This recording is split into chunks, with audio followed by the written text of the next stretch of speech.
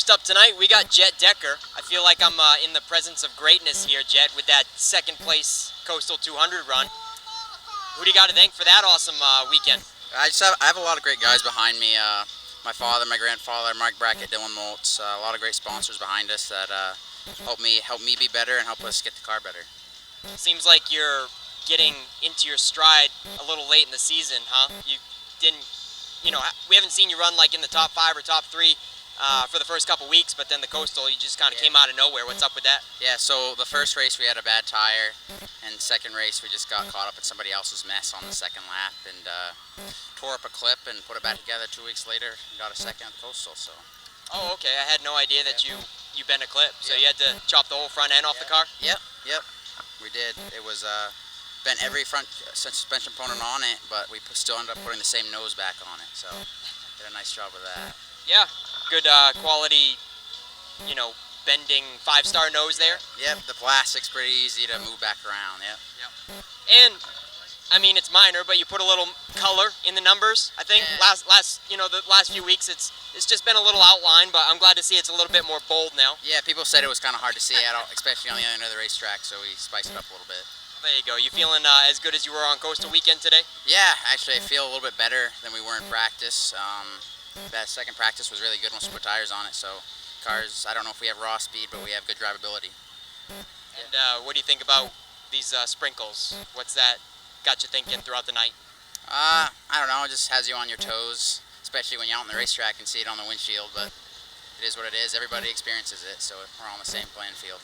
I didn't know if it made you have a different setup strategy, thinking that the track might be slick, or, I haven't really checked out the weather too much. You think we might get a sprinkle in the middle of the action and it might change the track for the feature? You tell me. Yeah, it might change the track, but who knows which way it's going to change it. You kind of just have to guess, and hopefully it didn't change too much. All right, thanks, Jack. Good luck tonight. Thank you. Next up, I got Kevin Douglas. Kevin, you got a little bit of a sour look on your face, it looks like. Could it possibly be because you haven't gotten to race your Pro Stock for quite a while? Yeah, it kind of stinks, It's 2 rainouts in a row, and that doesn't normally happen. So last year, I don't think we rained out once. Yeah. No.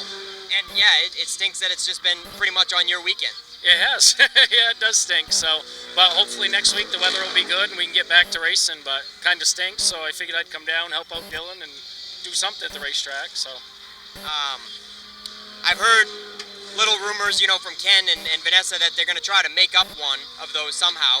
Have you heard any update on how they're going to do that? No, not yet. I think they want to make up our 50 lapper for our Spotlight division. So I don't know if they're going to squeeze it in on a Sunday or what they'll do. They haven't told me anything, so really not sure how it's going to go. Oh, we got noise over there, but Kevin, thanks for talking with us and have fun with the Lancasters tonight. Thank you. All right, we're back with Shane Clark in the 21. Last time we talked to you at the Coastal, that was a little bit of heartbreak there for you. You blew up in practice. Yeah, we lost the engine, bent some valves in second practice. Felt like we had a good car, so we scrounged enough to get a different engine in and come back here and try it again. Yeah, right off the bat, you look pretty stout out there in practice. So tell us about your last couple weeks since Coastal. What did, just a totally new motor or freshen up the other one or what? No, we have a Super Late model as well, so we just pulled the motor out of that, 604. That's what we put in. Obviously with a week off, it gives you plenty of time to get this thing done or whatever. And I was a little worried about it, because it's just a different engine. But it felt the same, honestly. Restrictor plate that they make us run is definitely different with it, but all in all, it worked out well. Now, obviously, you haven't been able to run the Pro Stock for a couple weeks, but was your plan to run the Pro Stock still, juggle both late model and Pro Stock each and every week? Yeah, a little bit. We weren't going to race every week with the Super Late model, but basically what we're going to try to do is look forward to the Boss Hog race there. I feel like I do pretty good in the long races here, so and that's a $10,000 race hopefully again this year. And that's really what we're looking forward to. But honestly, I think next week we're going to come back right back with this car again. We're just going to switch it over. This one goes really, really well. So if that's the one that wants to go with, then that's what we'll go with. We're still kind of working on that new car. We've only raced it like 12 times, but trying to get the kinks out of it. Yeah, I saw practice 2. You were first in that. How did you look in practice 3? I don't know, honestly. Yeah, we follow it a little bit, but we just kind of go off what feel here, whatever. It felt really, really drivable, and I get to start in the first heat, which I haven't done that in a long, long time. So hopefully I can win that one and sit on the pole, and we go green, white, checkered. Now, what I noticed in practice 3, I was able to catch the tail end of that, where it looked like you waited in the pits maybe until the traffic cleared, and then you kind of went out and had the track to yourself. Is that something that you like to do? Is let the riffraff settle out? Yeah, actually, Nick Sweet taught me that. Yeah. I see him one day in a pass race, and he was just waiting. Yeah. And he goes, yeah, you wait 5-10 minutes, and you can go.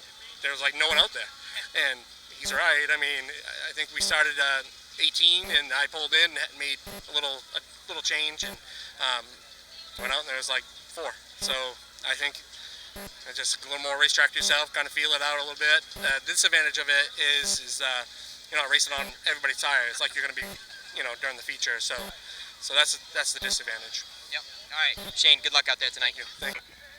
All right, Jimmy Childs. Question on everybody's minds: are you and Zach going to play nice tonight? We're gonna play nice? I guess it depends on what you mean by play. You've had a little time to settle it out. Has there been any Facebook messages or phone calls exchanged over the week? No, he ain't gonna reach out to me, and it's just as well. I mean, I don't. It's fun racing. It's fun racing with Zach and them guys, and I have respect for them. In certain ways, but dirty pool's dirty pool. There's a reason, and there's a reason why.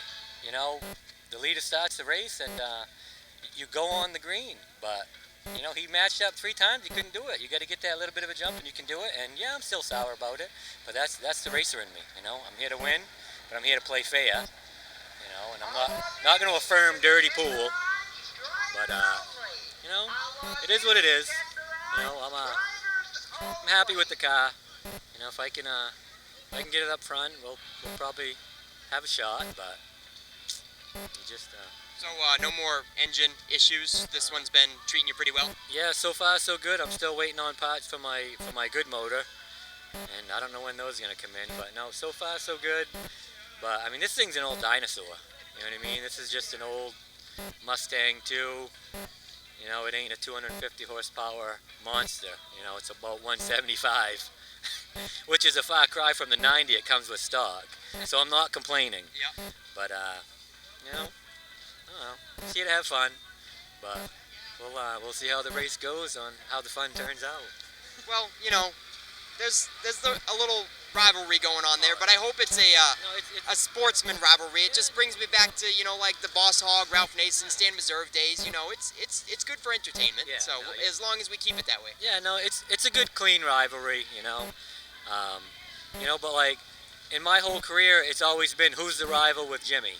I mean, it's Larry Melcher, it's Adam Povinen, it's Justin Carcass, it's the Moores. Like, there's always a rival with Jimmy, Zach Audette with Jimmy. So I'm always in that mix as with the rival, which is fine by me. You know what I mean? Like you said last time, to be the best, you got to beat the best. All right, I got Brady Romano. We're not at his pit here, but we're talking amongst superstars here in the street stock pits. Brady. Coastal 200, that was a bit of a heartbreak week for you, wasn't it? You were running good, and you hit the wall pretty hard out of 4. So honestly, I'm kind of surprised to see you here. I thought the car would be still in a mess. Oh no! What did it entail? Oh my God! Quarter power. I got a chassis dyno at home, and I bolted it up to that with a bunch of straps and stuff for the quarter power, and we tweaked it back in place. I was going to be back here no matter what. Yep. Yeah, I love racing, and I just can't imagine just taking a week off and not fixing it.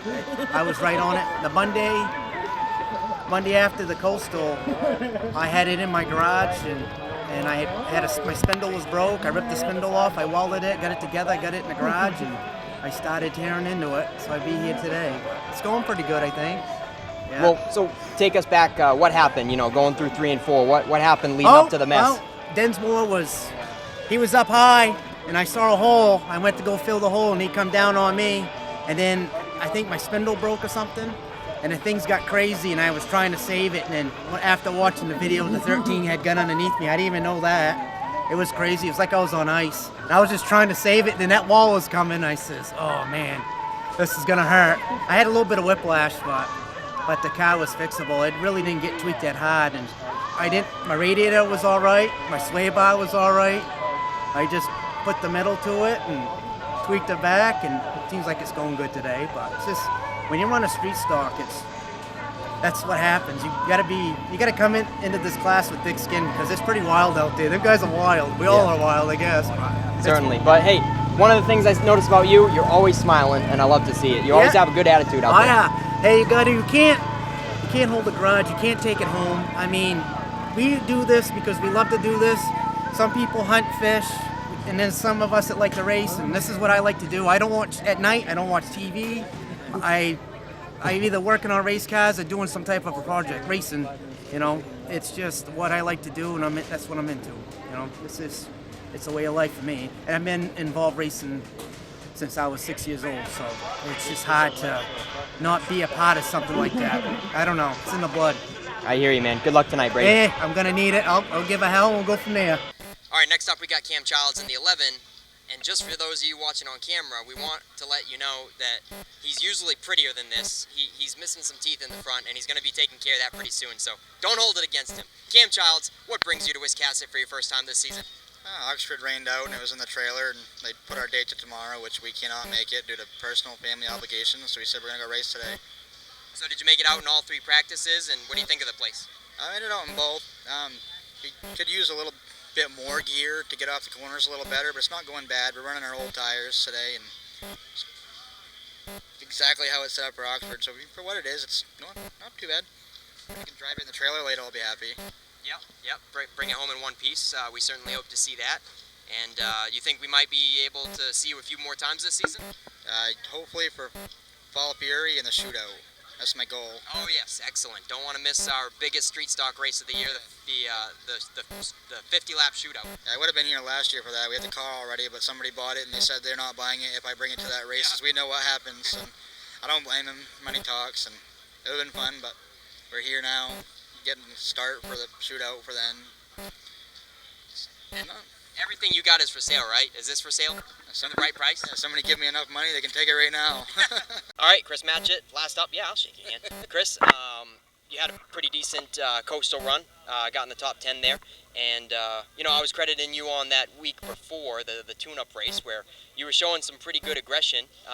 Weren't taking no crap out there. Was that the same story for the coastal? You think it was pretty rough or pretty clean? No, the coastal was actually pretty clean. I mean, I had a lot better car the first half of the race. When I came in and put the 2 other rights on, the car went right to crap. So I was rode, basically just tried to stay 8th, 9th, 10th, somewhere in there, just half, 3/4 throttle, just riding around, putting laps in, hoping to be able to put a run in at the end. And when we swapped rights, it went away fast. So I probably should have come put the other 2 back on, but didn't make that call. So now it just came back in my head, the heat race incident. Honestly, when I started talking to you, I totally forgot that happened. We'll go back to that briefly. We won't go into too much detail because it was just a heat race. No dirt off your shoulders. But did it kind of change your mindset going into the feature? Were you a little shook up or maybe peeved off? no, actually, I didn't. It was at the time it was pretty aggravating because I thought we could have had started on the pole for the race without much trouble, but and that's part of racing, I guess. So it's we regrouped, got it back together, and tried to get the best we could in the feature, and fell where we fell, I guess. And we're certainly glad to see you back. A lot of times we see you with some tune-ups for the coastal, and then you might take the week off after that, and we'll see you sporadically. But what can we expect out of you this year? You going to be coming back more frequently? Yeah, the plan's to race here all the time until we do take a week, or we're going to miss a week in the middle of July. We're going camping, so we'll miss that week. But for the most part, I think we're going to be here all year. So awesome. Happy to hear it, Chris, and glad to have you here tonight. We wish you luck. thank you.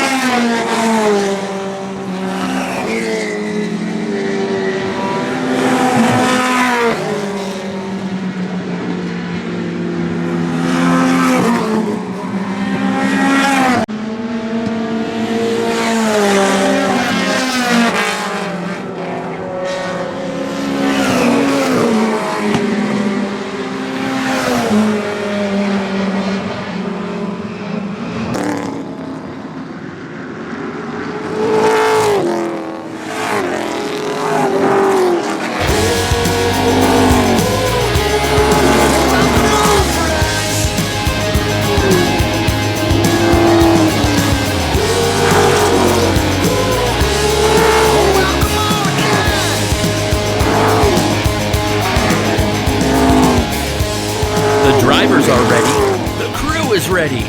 We hope you're ready too. It's race time at Wiscasset Speedway. Get settled in, folks.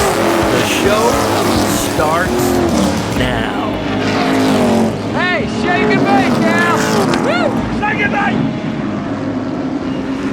And with that, a good afternoon, good evening, ladies and gentlemen, boys and girls. Welcome back home to Wiscasset Speedway. Pace car ready to take the turn in, and as always, we turn it over for the heat race action with my partner in crime, Mr. Nick Huff. Boogity, boogity, boogity, let's go racing. We took a week off last week. I know we are dying to see some green flag racing competition. And right off the bat, once again, Chad Bourne is still seeking his 70th feature win this evening.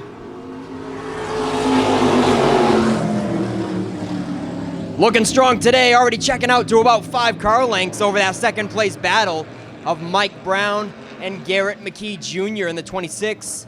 Jr. pulls in line, single file behind Brown now.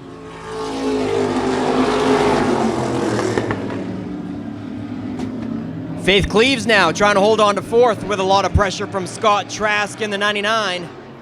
Trask all over the rear bumper of the 89. Now he'll try the high side.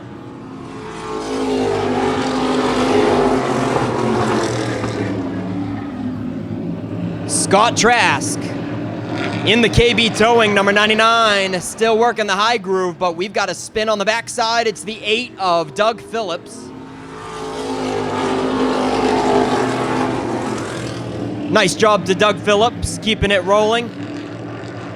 And we remain green as Adam Chadbourne is about to see the halfway flags this time around.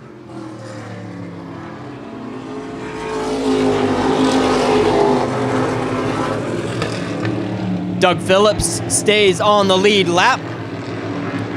Chadbourne checking out to about 10 car lengths now over Mike Brown and Garrett McKee, still working on each other for second and third.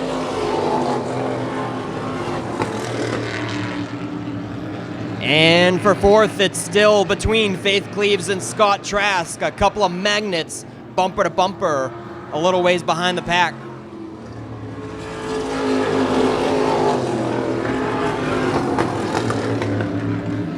Close quarters back there. Scott Trask looks like he's unable to make the high side work, so he is doing all he can to get Faith Cleaves off the bottom.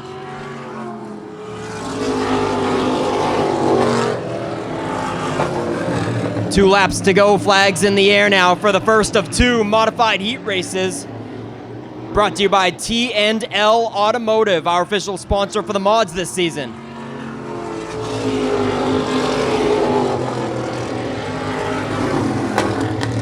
Trask once again takes a look to the high side with only 1 lap left. And then back to the front. Doug Phillips is trying to stay on the lead lap now, coming to the checkered flag.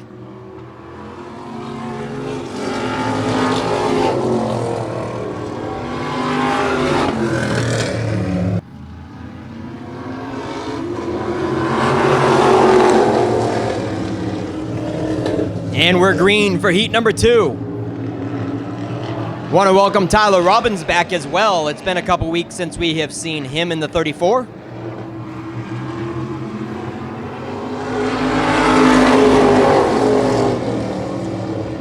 Tyler Robbins leads the way right off the bat with a lot of pressure from Wayne Whitten. In the 0, he has seen a good stride in the recent runnings.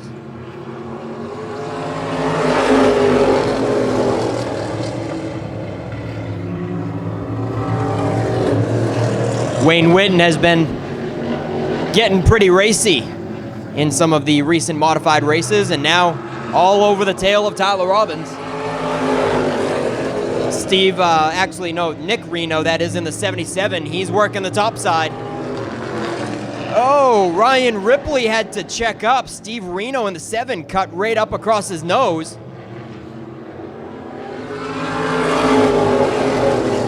Ryan Ripley returns the favor and gives him a bump there in the last corner.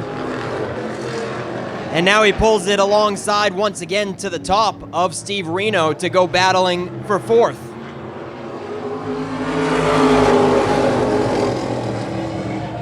Steve Reno loose once again on the inside of Ryan Ripley. And more contact is made through 1 and 2 between the two cars. Ripley and Reno for 4th and 5th.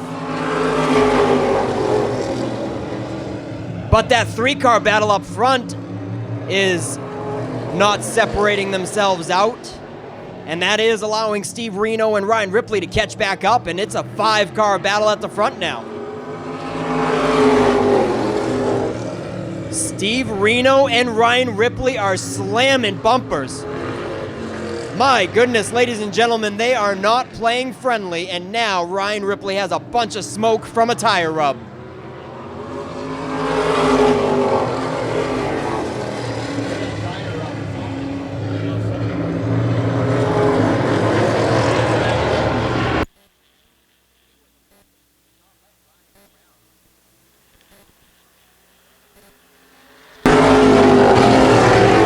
Well, very unfortunate there for Ryan Ripley. Him and Steve Reno not getting along. And this Heat 2 is going to wind down. It's going to go to Tyler Robbins.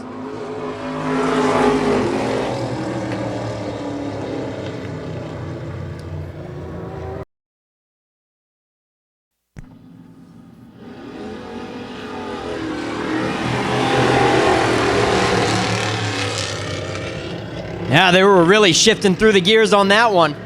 A beautiful start still, side by side, 2x2 through the field.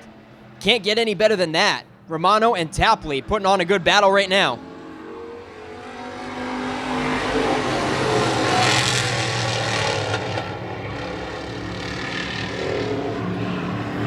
Brady Romano takes it. And Cromwell, he wants to get moving in the 96. He puts a bumper to the back of the 25, and he's going to work the top side now.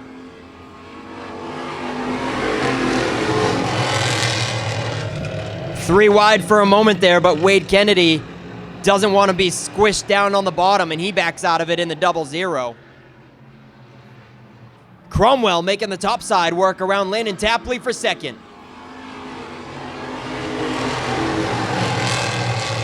And another bumper to the back of the 25. This time it's by the 26 of Wiggin. Oh, 3 wide action, and Tapley, he wants to get out of that mess.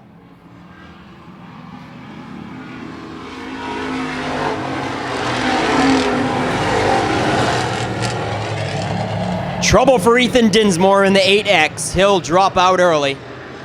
And we're going to see the halfway flags this time. Brady Romano looking stout tonight with over 5 car lengths on Alex Cromwell.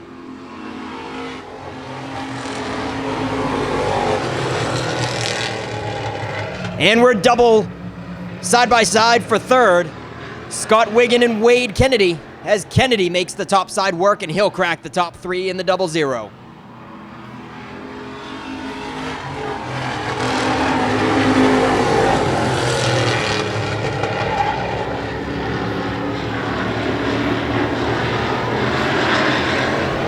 Single file for the top 3, and then they are bumper to bumper for 4th, 5th, and 6th with 3 laps to go now.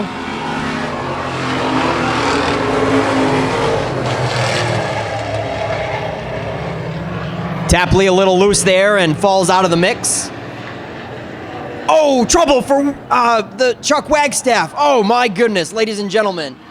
Wagstaff gets hard into the wall and bounces back across the track in front of Landon Tapley. Hard hit there as Tapley's car goes airborne.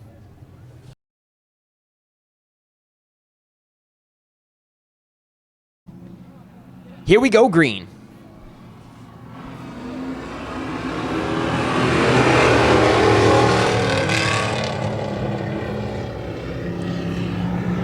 Well, Landon Tapley was out there riding around under the yellow, but evidently he felt something wrong with it and did take it into the pits early. So here we come for 2 laps to go. Oh boy. Brady Romano has got a rear view mirror full. Almost 3 wide there as Wade Kennedy looks to the bottom and Cromwell look to the high side. But here goes Romano. He's starting to pull away a little bit at the white flag.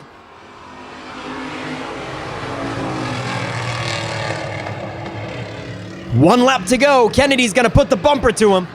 Brady Romano wants his first checkered flag of the season. Here he comes in the 78. Checkered flag waves for Brady. Another 7 cars in Heat 2. Here we go.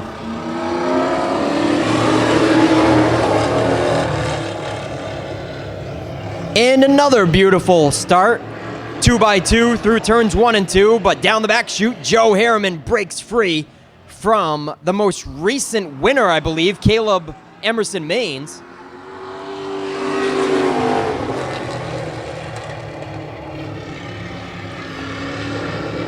No, that was 2 Strictly Street races ago.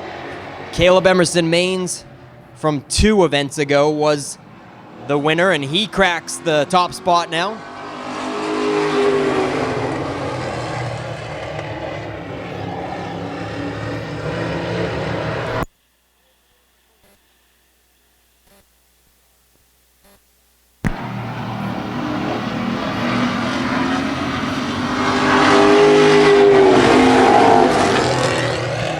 Josh St. Clair in the Lightning McQueen 95 was our most recent winner on Coastal 200 weekend.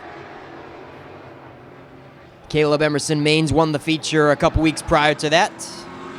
And Joe Harriman continues to chase him down, as Joe Harriman's had the early lead on the first lap, but slipped up and drifted high and let Emerson Maines take the lead from underneath. 5 laps complete, 5 to go now.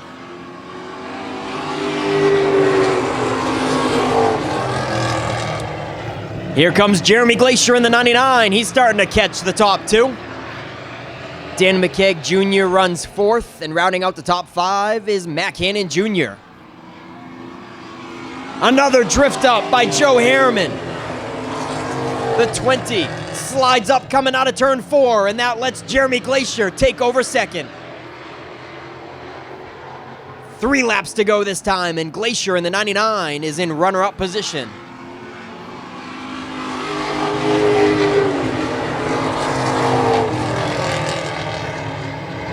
Dan McKeag Jr. is also catching up to the 20. Glacier looking like he's catching the leader awfully fast as well.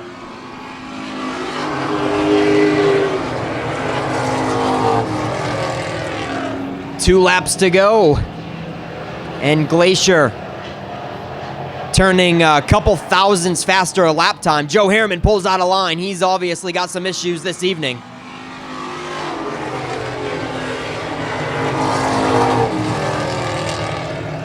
Last lap now, as Joe Harriman pulls out, and that lets Dan McKeag Jr. to be in the top 3 for this one. Checkered flag is going to wave for Caleb Emerson Maines.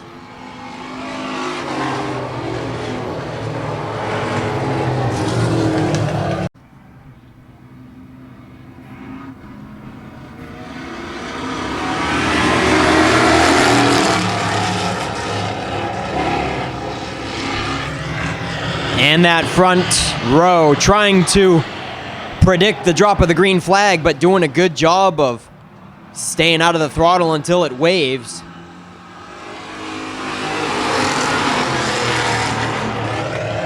We've had a little bit of trouble with that in recent weeks about how we restart races at Wiscasset Speedway, but they've been talked to in drivers' meetings, and good job by Kurt Hewins there, waiting for the drop of the green.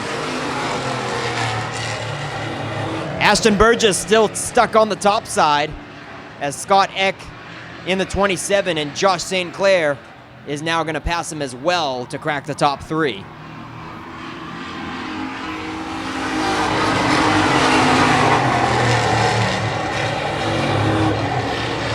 Cam Childs tried to get his nose in there underneath Ashton Burgess going into turn 1, but falls short just a few feet, and Ashton Burgess pulls into line.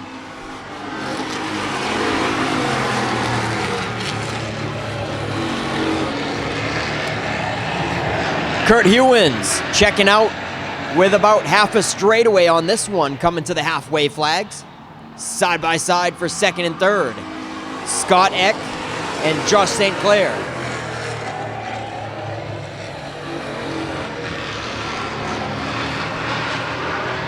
Good run on the top side for Josh St. Clair. Nice drive going hard into turn 3, trying to make that top side work.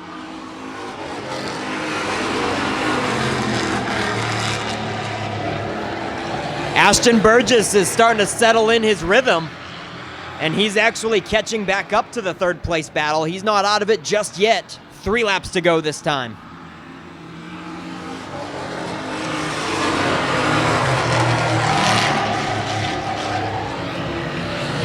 Kurt Hewins looks to have this one just about in the bag unless he makes a big mistake. But that battle for second, third, and fourth is really heating up.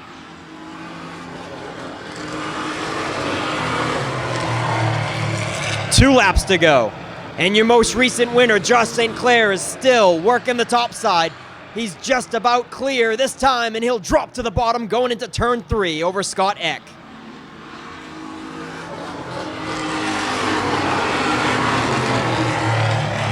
White flag waves.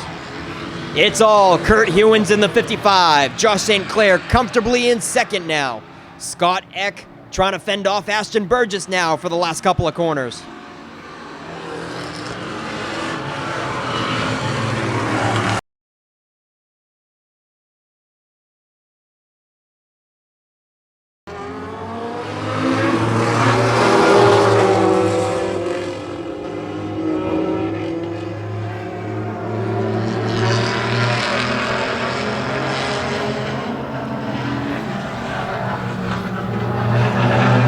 And you can't get much tighter than that. These guys are keeping it real tight up front. It's Jack Dumas in the 4XL. On the high side, he zips around the 04 of Justin Fafford.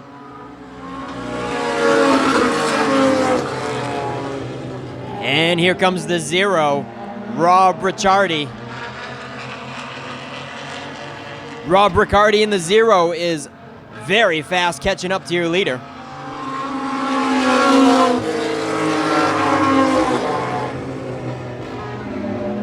Justin Fafford resides in third.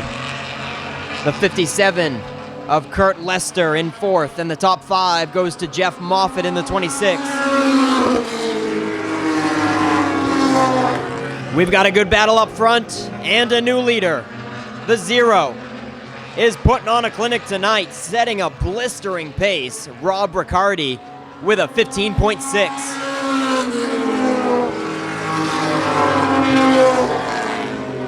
15.6, his best time in the 0 versus a 15.8 for Jack Dumas, 0.2 of a second faster.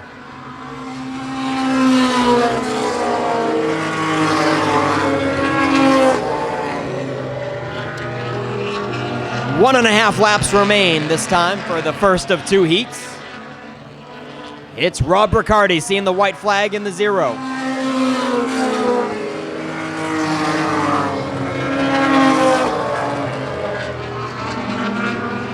Jack Dumas in the 4XL resides in second. And coming to the checkered, currently in third is the 04 Justin Fafford. And he'll hold on to it.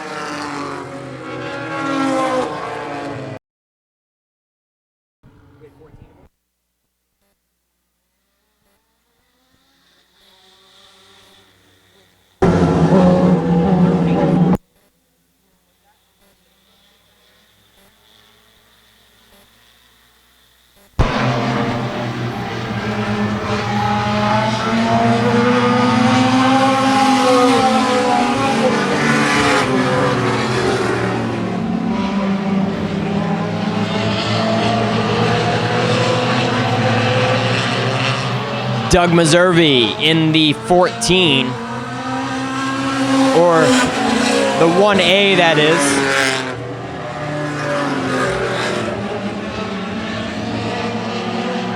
Rob Matheson in the 821. For the first couple circuits was putting the pressure on, but Meservey's starting to pull away now and getting more comfortable with his lead. And then Braden Meservey is coming in hot in the 5. He's starting to close in on second. 4 laps to go now with the halfway flags.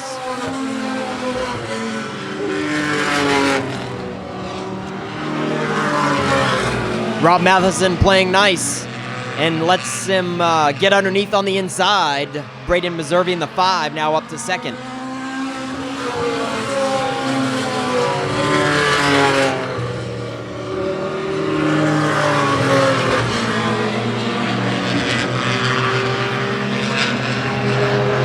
Slightly faster lap times to the 5 over the 1A. And I'd say they're related somehow. Doug Meservey and Braden Meservey, both of them out of Chatham, Massachusetts. Teammates up front in heat number 2.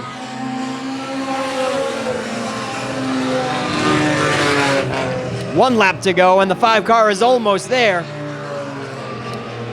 1 car length going into turn 3. Coming to the checkered flag, it's Meservey versus Meservey. Doug Meservey in the 1A takes it. I bet you one more lap though, and Braden in the 5 could have had him.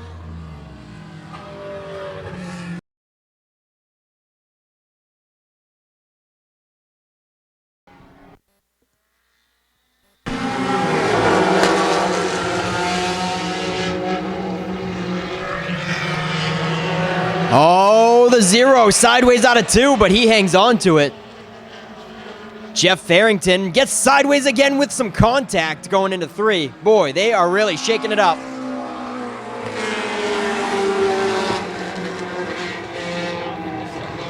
Nice job by all the drivers to let it sort out.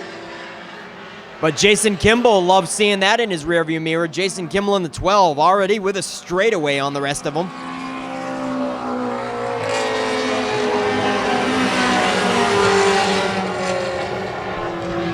Jimmy Childs able to break free from the mayhem back there. And now he'll put the pressure on the 51 of Brian Robbins for second.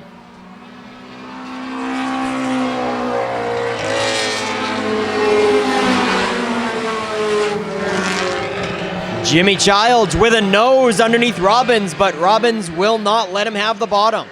Finally, this time Childs tries the top side as he sees Mr. Excitement Zach Audette coming in fast.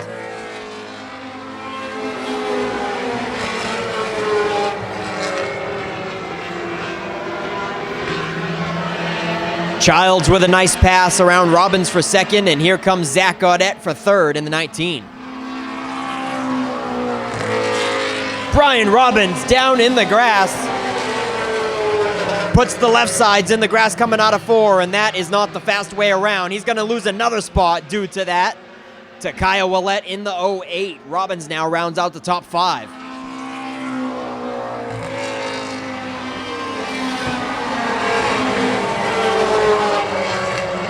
Jason Kimball is not letting Childs close the gap. Childs sitting comfortably in second position.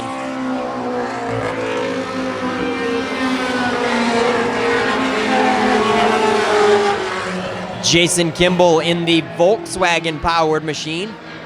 He'll see the 2 laps to go flags this time.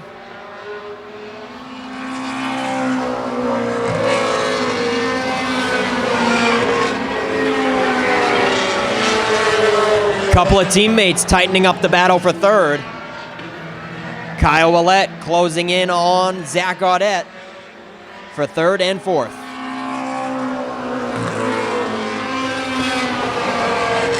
White flag waves. Childs now starting to reel in Jason Kimball. And this one is getting close in the final corners. Checker flag's gonna wave for Jason Kimball.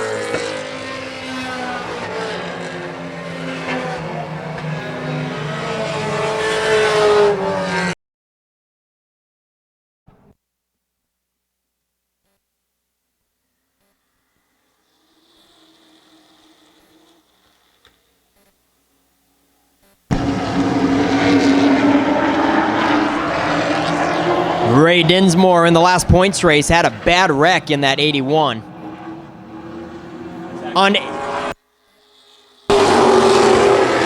So a new car for him. He was unable to attend the Coastal 200, but he's back at it.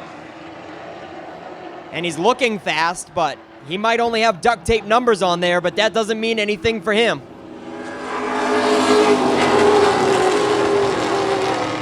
Ray Dinsmore leads the way over Pat Murphy in the 86, and Frankie Moulton makes up your top three in the 15. Moulton trying to work the top side as Matchett looks to fill the hole.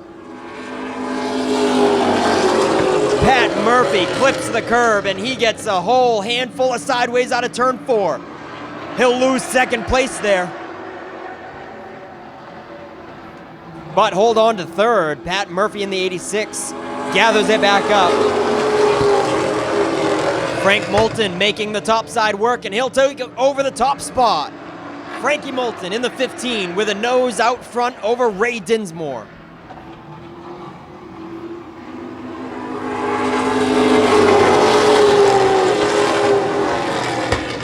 Five laps to go. Pat Murphy reeling him back in, closing the gap back up once again on Ray Dinsmore, and here comes Shane Clark looking to the high side.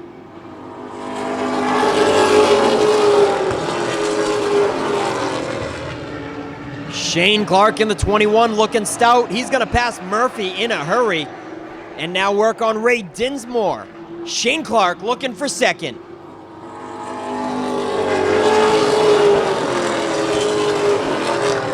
Wow, Shane Clark is looking stout this evening. His fastest lap time is a 15.91. Frankie Moulton's fastest is a 15.93.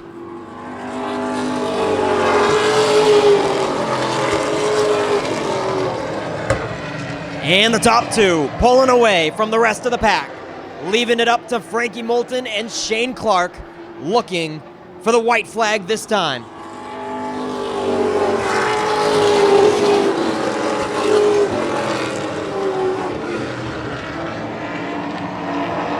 Jet Decker out of turn 2 cracks the top 3, and they're coming to the checkered flag. It's going to go to Frankie Moulton.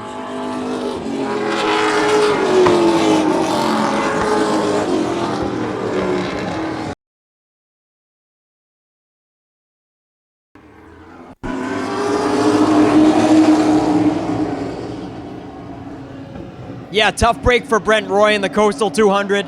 We won't go into too much depth about that, but let's hope he can have a good redemption run today in the 26.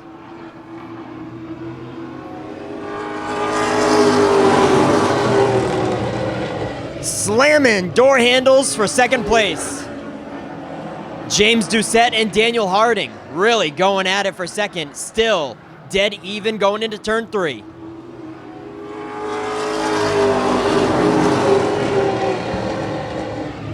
Josh St. Clair ready to pounce in the 14, but they are not given an inch right in front of him.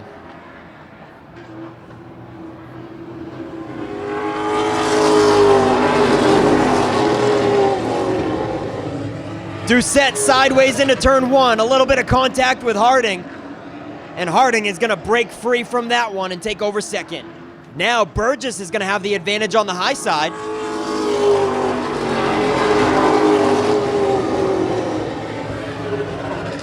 Oh, but Doucette running right in the middle of the pack, and they don't know which line to take. St. Clair goes to the bottom. Burgess was on the high side.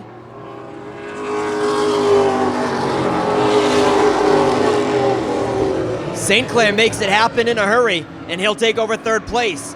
Now Doucette is left to try to fend off Will Collins in the 25. He'll open up the inside, and Collins will scoot underneath.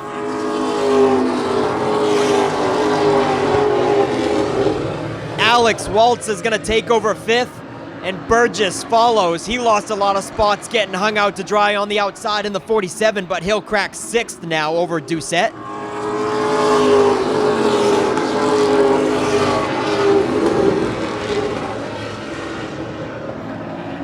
Brent Roy in the 26 continues to lead, but here comes Daniel Harding. He is closing in a hurry. 2 laps left.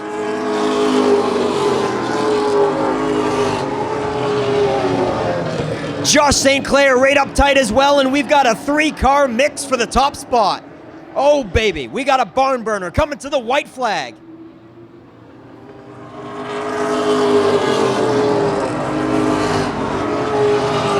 St. Clair to the top side, door handle to door handle with Daniel Harding. Can Brent Roy fend off both of them? He's going to see the checkered flag waving out of turn 4. Here comes Brent Roy.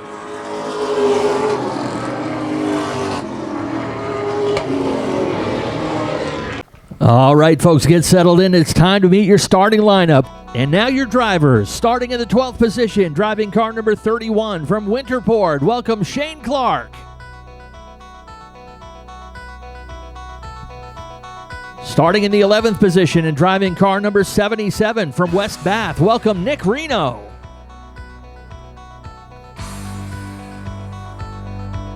To the 10th starting position, your most recent winner in car number 09 out of Thomaston. Welcome, Ryan Ripley.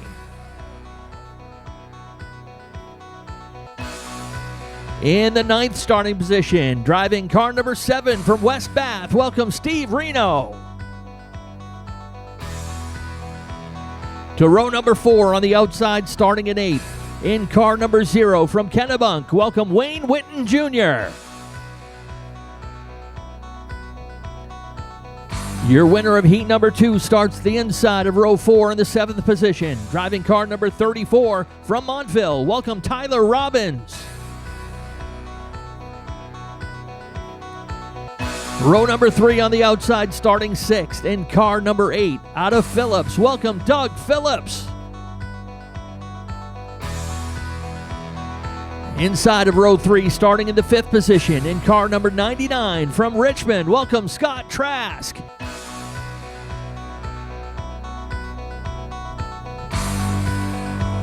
Up next, in car number 26, out of Dixmont, welcome Garrett McKee Jr.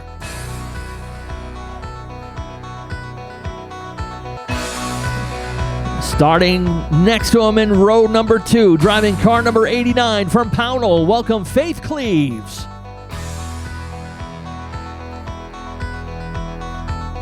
And up on the front row, starting in 2nd, in car number 39 from Hope, welcome Mike Brown.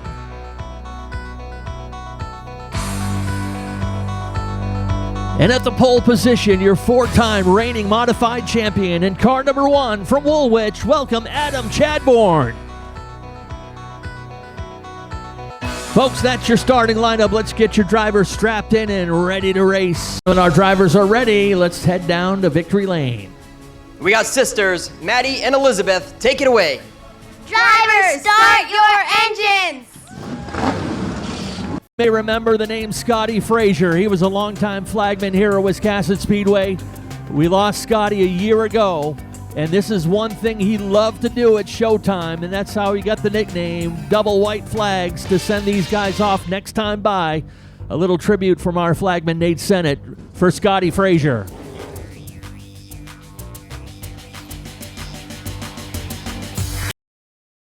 Pace car is in, and we're ready to turn them loose. Green flag is out.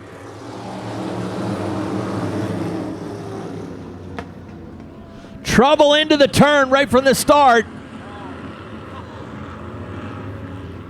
Doug Phillips ends up in the wall. So does Mike Brown in the 39.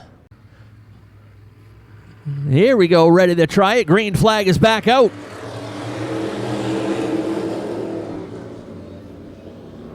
Everybody into turn 1 just fine this time.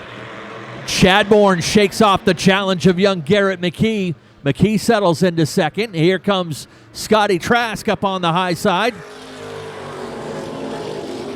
McKee chased the car up to the top of the track coming out of turn 4. Luckily, no one was there, but now Scott Trask is out there to challenge him for 2nd. Back behind them, Wayne Witten and Faith Cleaves side by side.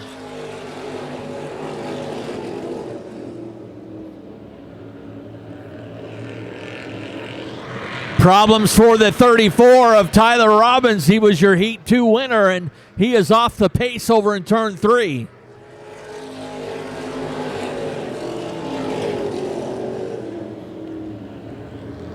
Now Adam Chadbourne's been in this spot a couple of times. Trouble for Scott Trask. They're going to pile up some traffic over there in turn number 3.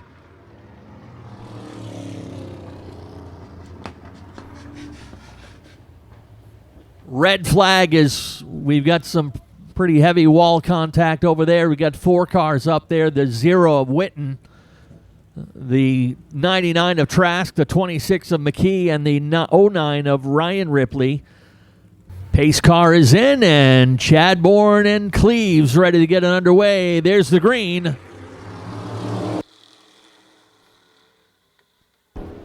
Faith Cleves tried to clear herself low, and that wasn't going to work.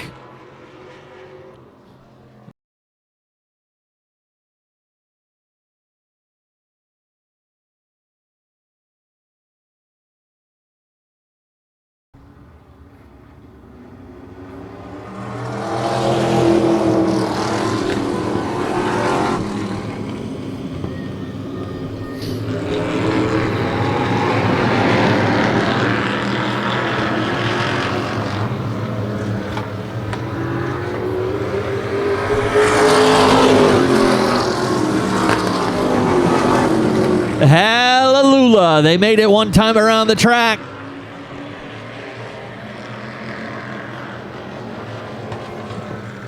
But that rain is picking up. And here we go once again.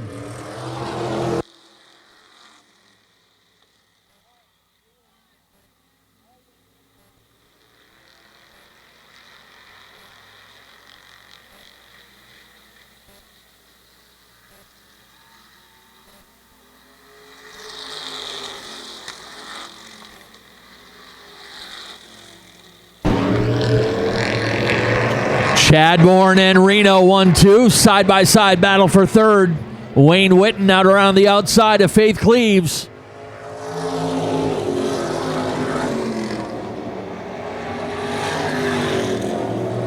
Cleves and Witten get tangled over in turn number 1.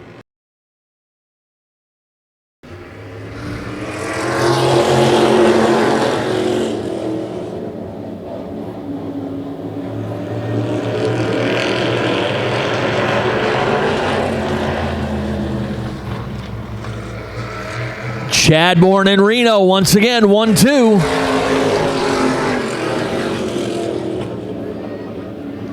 Side by side for third between Robbins and the 34, Cleves in the 89. Faith trying to pick up her first podium of the season.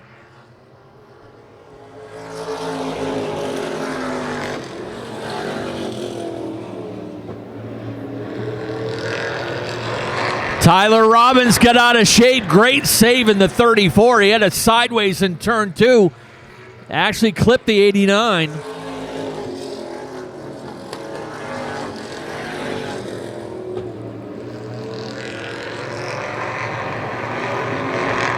Oh. 5 laps to go this time by the stripe.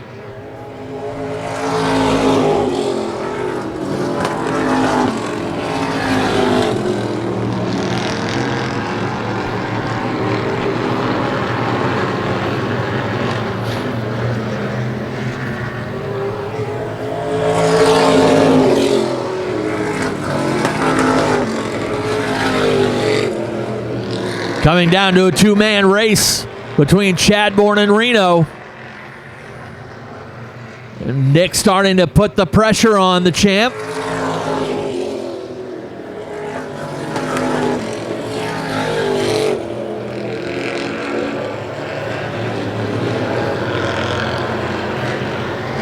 This time by 2 laps to go on Adam Chadbourne.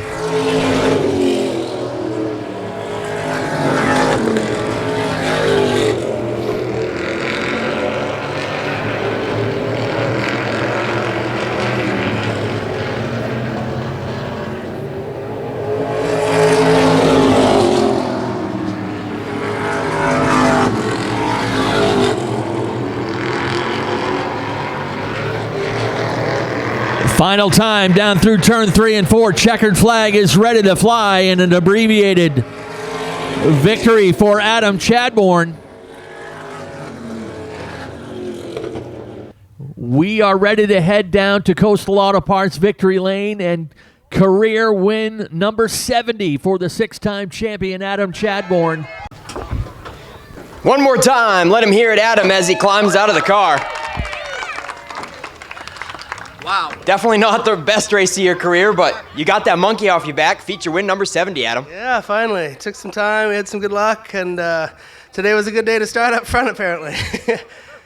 Certainly, Adam. Anybody you want to thank on the one machine?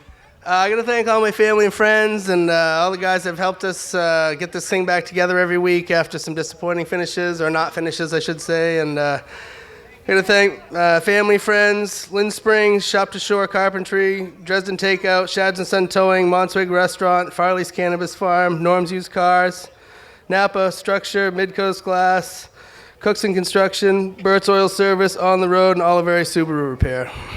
Nice job, Adam Chadbourne. And Nick Reno, high fives are given in victory lane. That was a good race, and you certainly made it exciting. Right to the wire, Nick. Yeah, the car was awesome. We never really even got a chance to show it. When you start at the back, you hate to see these races get shortened, but it was.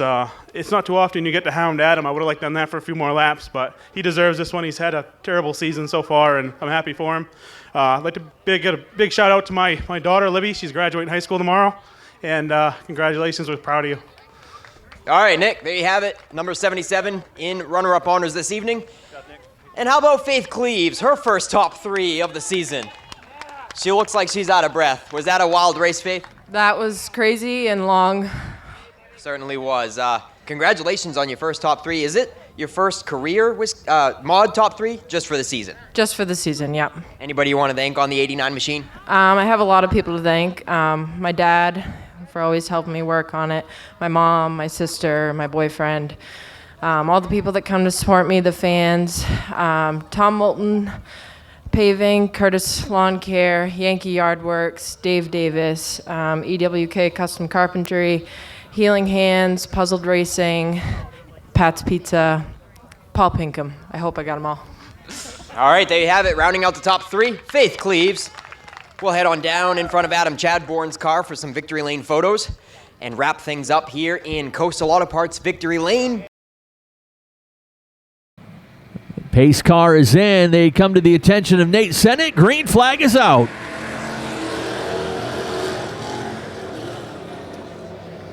Everybody shuffling through turn 1 and 2. Packed up tight now down the backstretch. 3 wide in the middle of the field.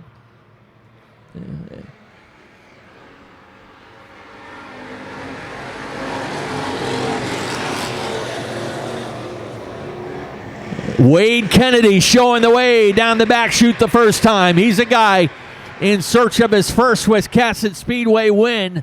He's had a tough start to 2023.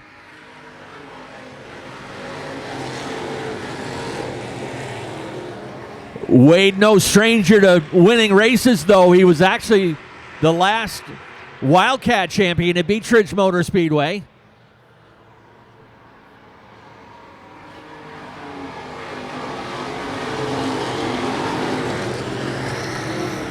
Comfortable lead now over the 78 of Brady Romano. Cromwell third.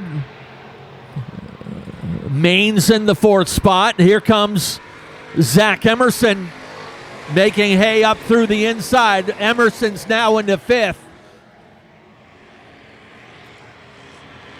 A bunch of cars scrambling back in the field. Kurt Hewins dropping back. Really no headway out of the 55 or the 95. Those guys kind of mired back in traffic as the field starts to thin out.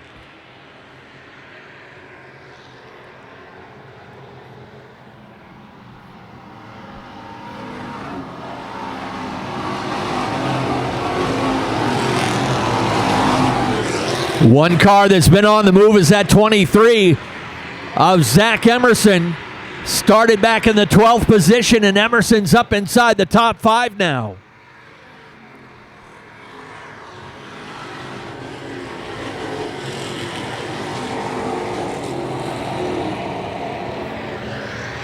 Caleb Emerson Main's caught on the outside, not liking that too much as he's dropped 2 or 3 spots in the last lap.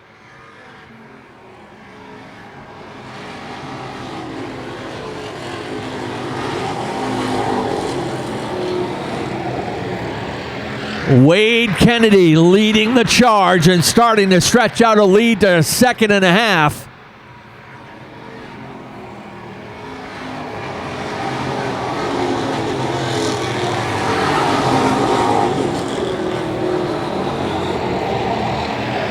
Single file through the front half of the field. Good side-by-side racing further back, and those St. Clair cars not really making up a lot of ground to this point.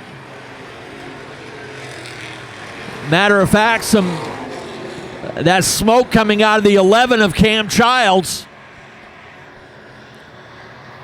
All three St. Clair cars kind of caught in a battle back there that they can't get away from each other.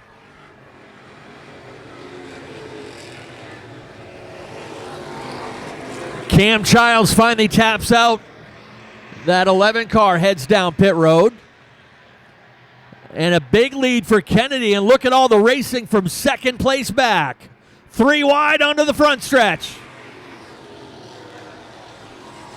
Alex Cromwell spins in front of the 78 of Brady Romano. That'll bring out the first caution of the race.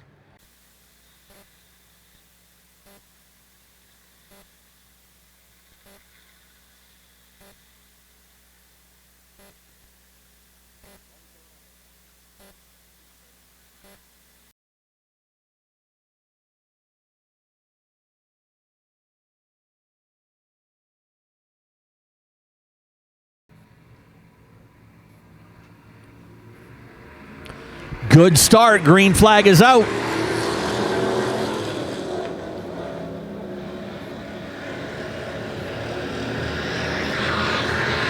Kennedy back in charge. Pulls away a car length now on Burgess and Emerson.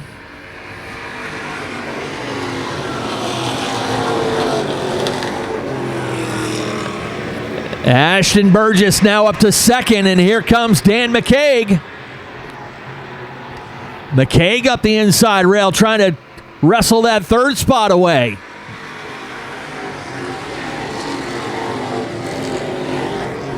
And just when you thought they might not be a factor tonight, Kurt Hewins and Josh St. Clair starting to make their way through the field and into the top 5.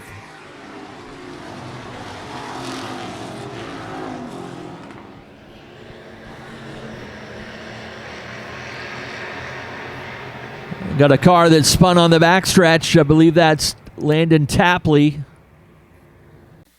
Pace car in. And a good green flag. We're underway.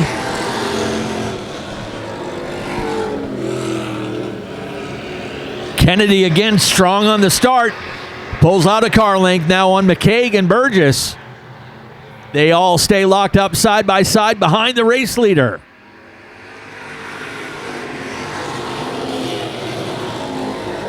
McCaig now up into second, looking to get his first Wiscasset podium.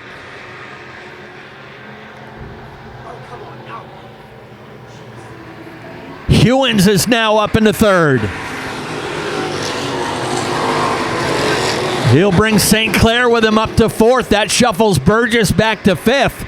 St. Clair sideways out of turn 2 onto the backstretch. Holds onto it and dirt tracks it down into turn 3.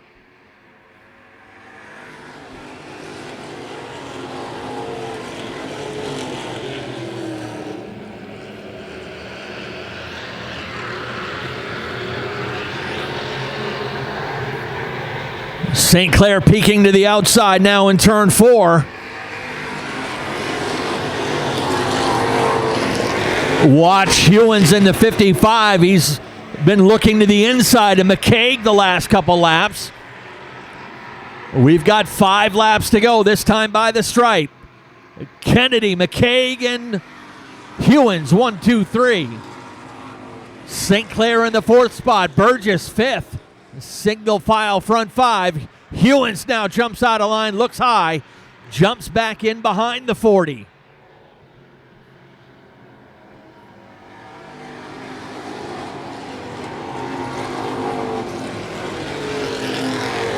Again, Hewins commits to the outside, and he might pay the price as St. Clair jumps in to grab the 3rd spot. Hewins settles back in behind the defending champion.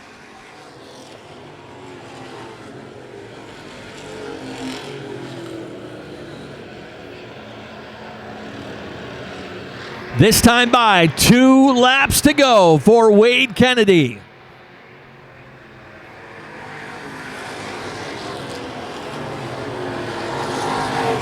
St. Clair again tries the outside. The car pushes up wide in turn 1.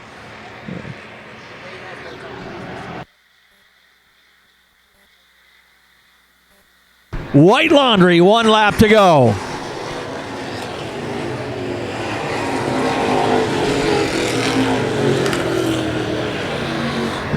A lot of racing for position back behind, but a solid lead and a wire-to-wire win for Wade Kennedy.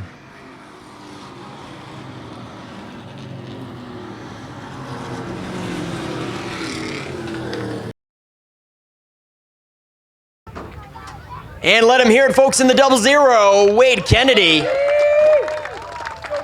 His first trip to victory lane this season and his first win ever at Wiscasset Speedway. Wade, you got to be summed about this. Absolutely. The best part is my teammate right behind me, number 2. He treated you pretty good too, huh? Yeah, absolutely. I started to get tight after that first restart, and then after the second one, it was even more tight.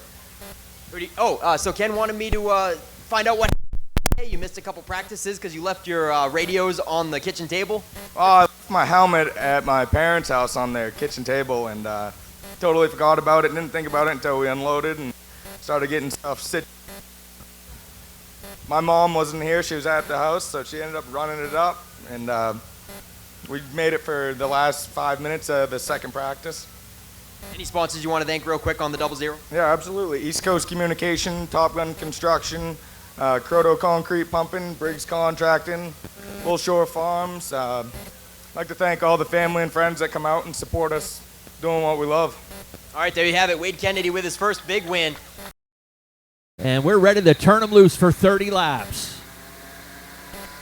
Green flag is out.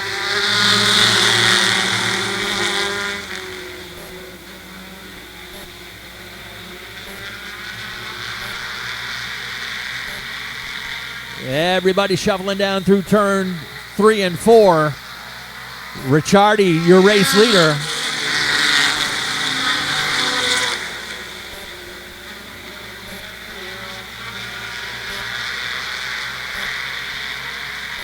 Pretty decent lead for the 0. Turned the fast lap of the race early.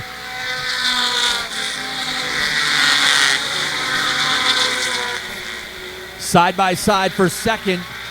The 4 of Dumas able to move into the second spot. That shuffles the 821 of Matheson back into third.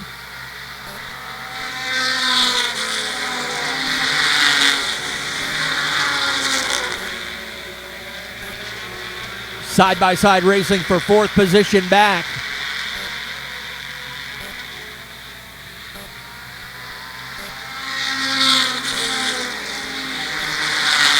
Zero 4 of Justin Fafford now comes into the clear a little bit in that 4th position. Matheson trying to hold on the outside. He holds 5th.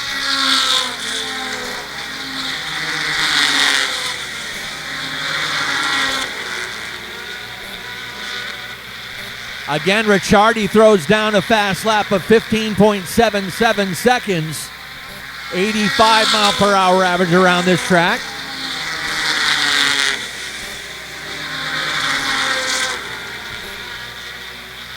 Jack Dumas alone in the second position.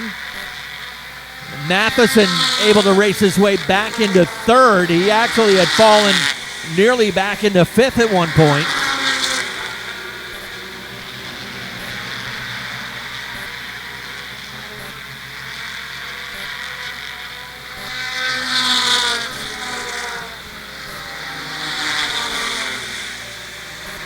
Matheson having a bit of difficulty holding the bottom side of the racetrack. Opens up the low side once again and may pay the price. He drops a couple of spots.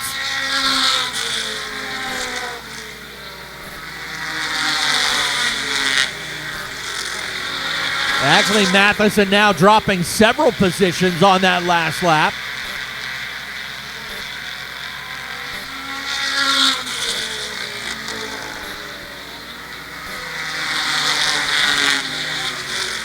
Tight quarters for 3rd position back.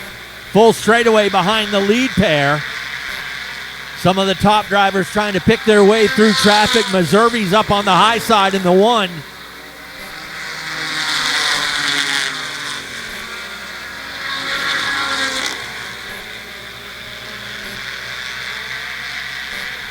Little bump drafting going on down the back chute. That gives the 04 a good push into the third spot.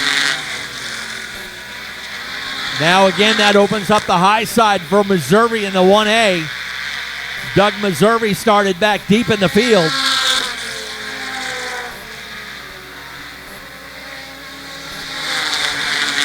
And he drives out around the 04 and into third, but he's got a long way to go to catch that lead pair. We got a car into the backstretch wall.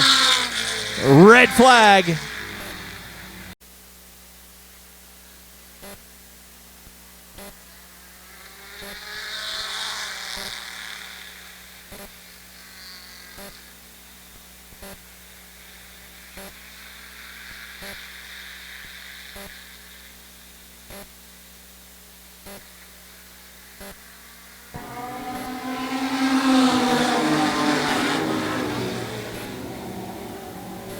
Side by side up front, and they're going to see the halfway flags this time.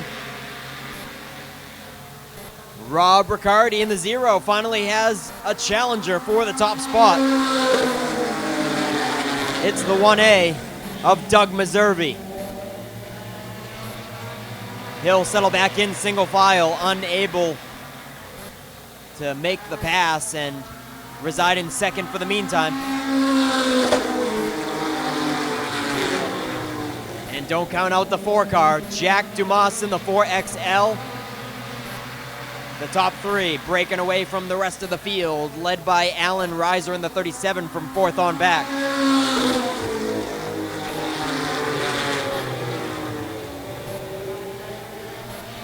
Four car, Jack Dumas sounds like he's having a little bit of ignition problems though, sporadically. Sounds like it's breaking down on the front stretch. It doesn't sound like it is for the first few laps after a caution, after the motor cools down, but then after it gets right back up to temp, it starts breaking down. Yeah, tough break there for the 4XL.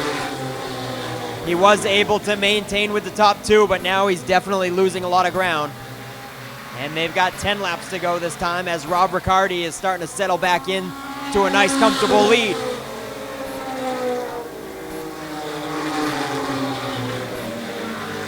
Doug Missouri in the 1A, comfortably in second. Jack Dumas just limping that number 4 car, hoping to hold on to a third.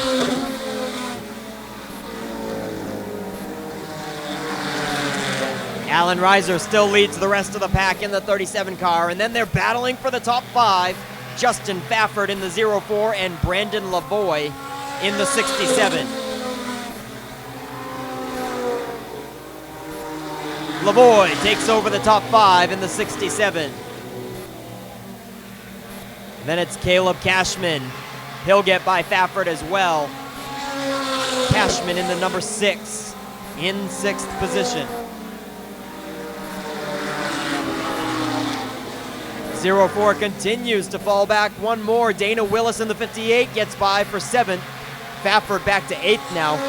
Rob Matheson in 9th, and Kurt Lester makes up your top 10.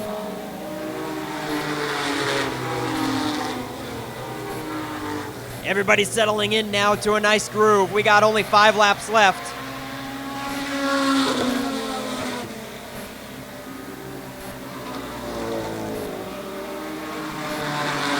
Tough break for the 4XL of Jack Dumas from Brockton, Massachusetts. Sitting comfortably in 3rd, but when that thing is not skipping, he definitely had something for the top 2. Now that she's skipping, he's lost a lot of ground on them, but still looks to be fast enough to stay ahead of the 37, Alan Reiser, who has Caleb Cashman or Brandon Lavoie in his rearview mirror. The 67 is starting to close in on 4th place. 2 laps to go now for Rob Riccardi in the 0. He dominated his heat race, and he had one competitor. Right after the restart, it looked like Doug Missouri in the 1A might have something for him, but not here in the late running. This one is all Rob Riccardi in the number 0.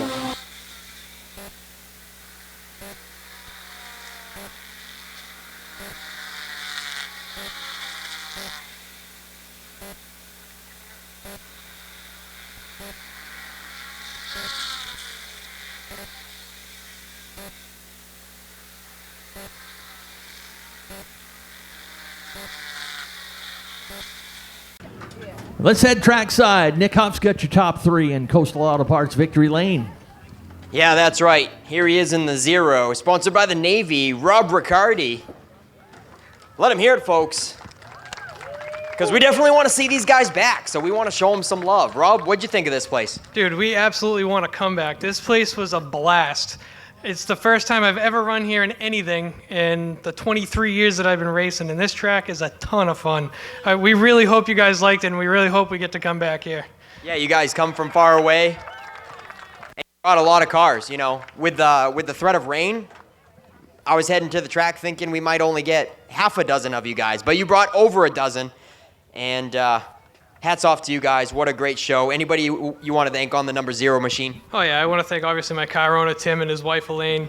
They let me drive this thing every week, and they trust me to put this thing in victory lane. And we had a rough start to this year and got wrecked in the very first lap of the very first race. And finally, we got to put this thing back in victory lane where it belongs, and I feel like we really got a handle on the car again. All right. No, that's good. You good, Rob? All right. Hey, man, congratulations. Doug Meservey up next in the 1A.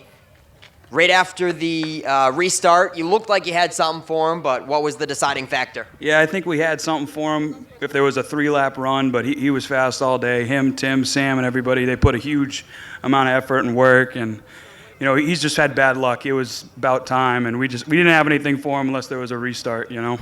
Yeah, certainly. Who do you want to thank on the 1A machine for a solid runner-up finish? I'd like to thank my Auntie Tina standing right there, Garrett right there, Benji, Uncle G, who's my spotter, Uncle Danny for letting me drive this thing. You know, I'm heart breaks for Braden. He was fast. I think he was better than me, and he just got caught up in the back there. But, yeah, just happy to be here. Thank you guys for having us. You know, we love this track, so hopefully we bring more cars next time. Yeah, both of you guys were out there. Brady Meservey. So what's the relation there? He's my little cousin. All right, there you have it. The Meservey boys were both out there. And Doug comes out with runner-up honors. And then in the 4XL, it's Jack Dumas. Is that how you pronounce it, Jack? Man, again, you looked like you had something for those guys until the motor started breaking down. What was going on? The entire day we were having electrical issues with our wiring. We didn't get to fix it. We were hoping that in the future what we did would fix it, but when I first stepped on the throttle and it died, I knew that it was going to be a long race. I'm glad I could come in third. Yeah, I mean, hats off to scrounge up a third-place finish with a motor that was skipping and sputtering. So who do you want to thank on the 4 car for sponsors? I'd like to thank my dad, Craig, Kevin, and Eddie. They wrecked in practice. But without them, this car wouldn't be here today. And we've had bad luck the first 2 weeks, and hopefully this is a turnaround for the rest of the season. Hopefully. All right. That's going to do it for the New England 4-cylinder Pro Modifieds in Victory Lane. Give them one more round of applause because we definitely want to see them back. They put on a good show, brought a lot of cars, and they traveled from far with a lot of gas money going into their night to get here. So thank you guys from the New England 4-cylinder Pro Mods, and back up to you, Ken.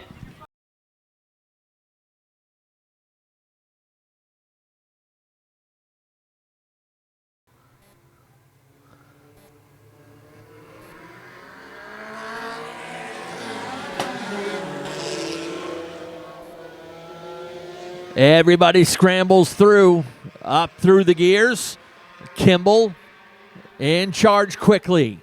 Farrington second, but stays up wide.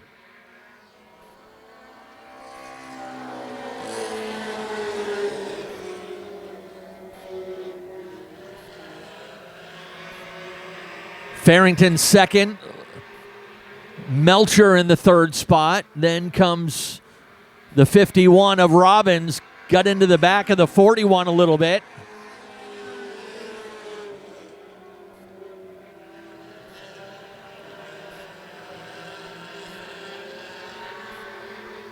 Things packed up tight from third place back.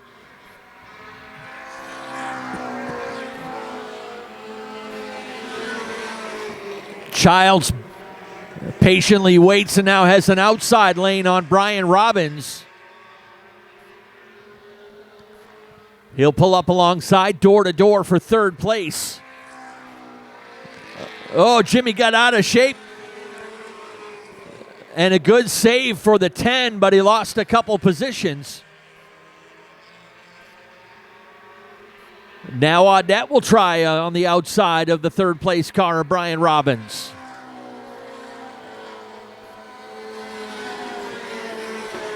Crossover move for Jimmy Childs on the 08 of Kyle Willett.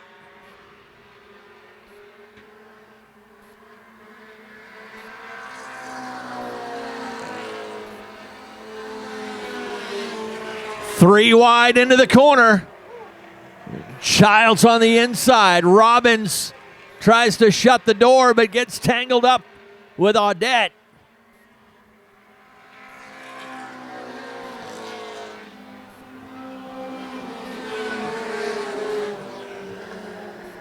Things starting to get sorted out. It's when patience pays off for some of these fast cars. Speaking of fast, Kimball, the only driver to keep him in sight so far, is in that 0 car. Kyle Willett just turned the fast lap of the race in the 08. 17.19, working on the outside of Jimmy Childs for third.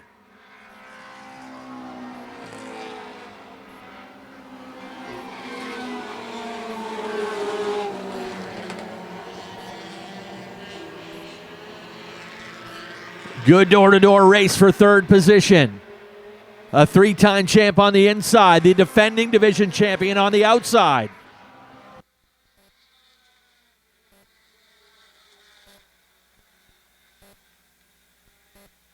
Zach Audette waits in the 5th position. Brian Robbins has shuffled himself back into the 6th spot. Craig Robbins 7th. Larry Melcher back to 8th.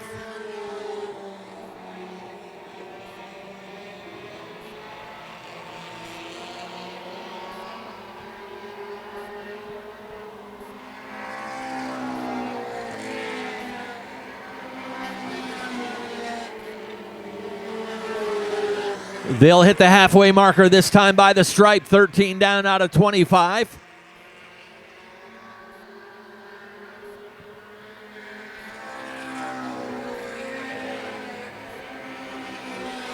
Zach Audette definitely having a bit of handling issue in that number 19 car, not able to make a charge. He's been kind of fighting it around the corners the last couple times.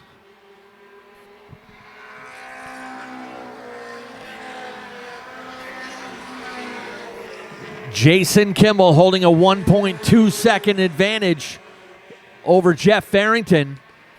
Childs able to shake off the challenge from Kyle Willett. Now Willett will have to deal with his teammate, Zach Audette.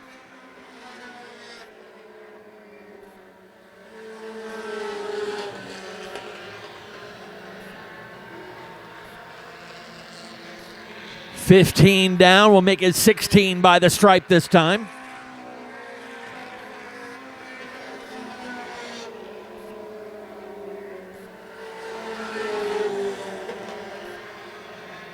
Again, teammates going at it wheel to wheel for the 4th position. Willett had a shot at 3rd, but things starting to fade a bit on him now as he drops back to 5th. Audette now up to 4th. And things starting to tighten up a little bit up to the race leader. The interval down under a second now for Jason Kimball. And Jeff Farrington starting to fade back a little bit. Jimmy Childs takes over 2nd.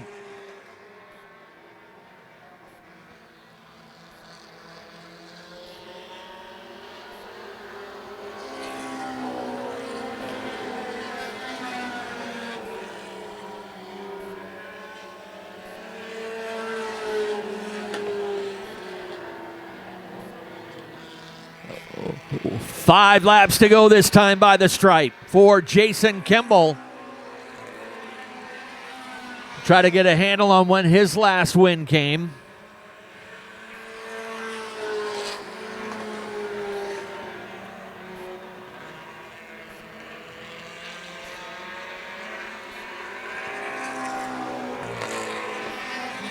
Jason did have one feature win to his credit last year In the closing laps, though, Jimmy Childs has closed it up. He sticks a nose underneath. There's contact. Kimball able to save it. Front wheel drive.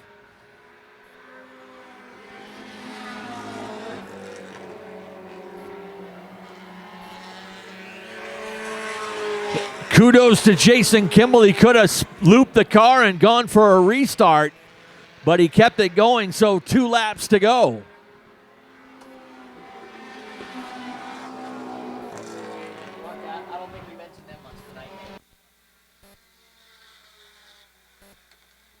Still a good race for the second and third position.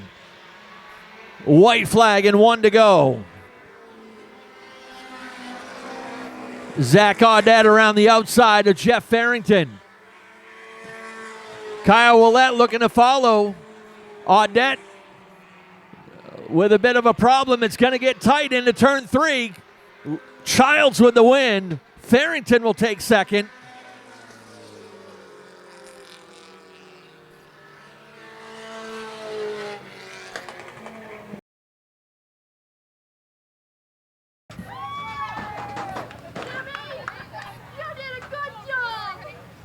And Jimmy Childs pulls it off, ladies and gentlemen.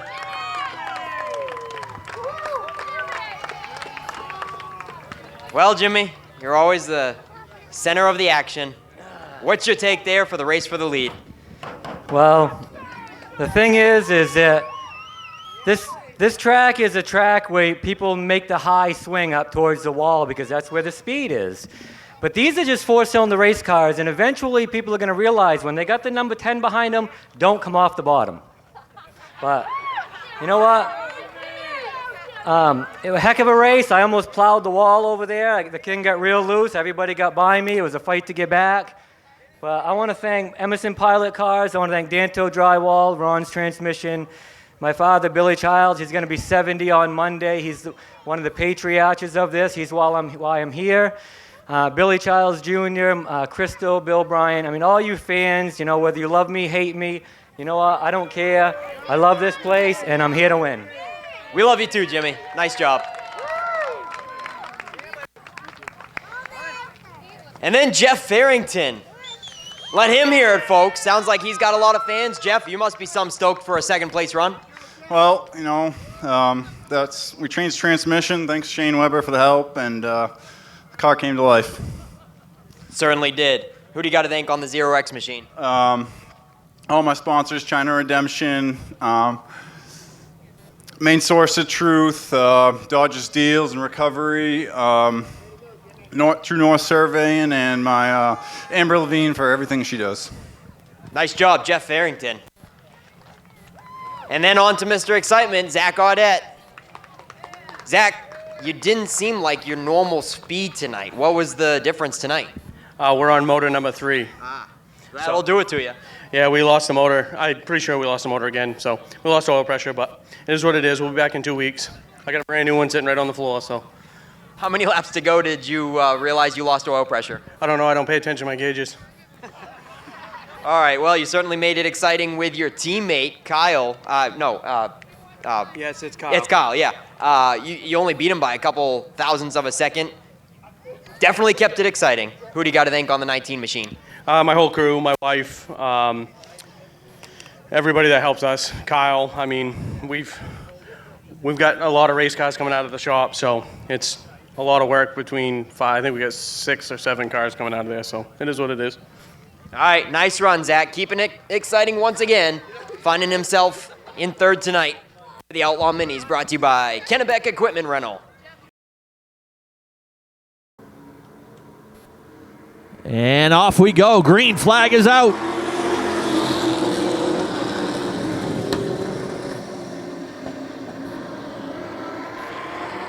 Everybody packed up tight down the back chute to turn number 3.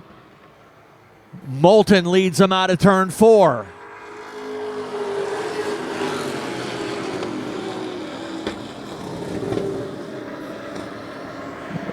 David Getchell, sponsored by Jiffy Pop, as he tries to keep pace with the field.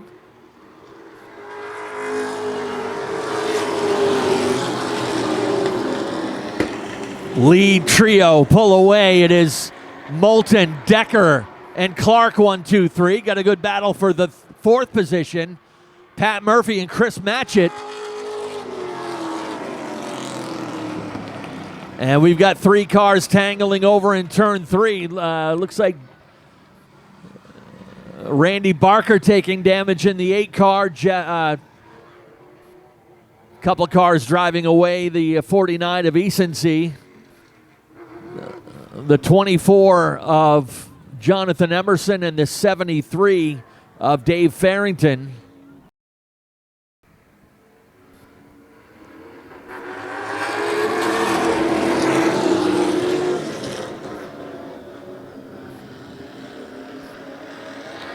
Side by side they stay down into turn 3. Decker holding strong on the outside of the race leader.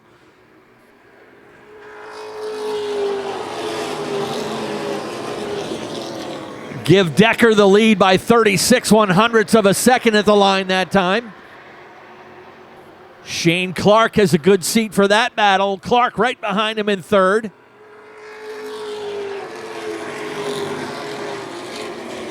Chris Matchett, the multi-time Speedway 95 champion, racing side by side with Murphy. That's for fourth.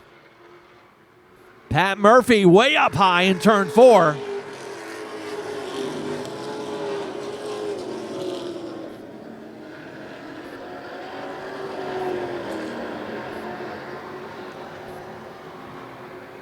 Jet Decker leading the way, but Frank Moulton really putting on the pressure in second. Clark waits in third, kind of staying up to the outside. Got to give a nod to Pat Murphy in that 86. He is running really well on the outside of Chris Matchett.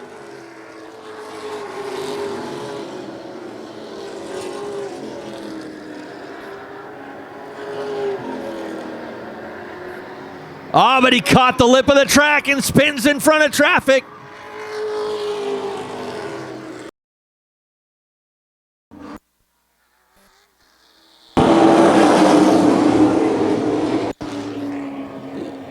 Looks like Moulton might have spun the tires. No start.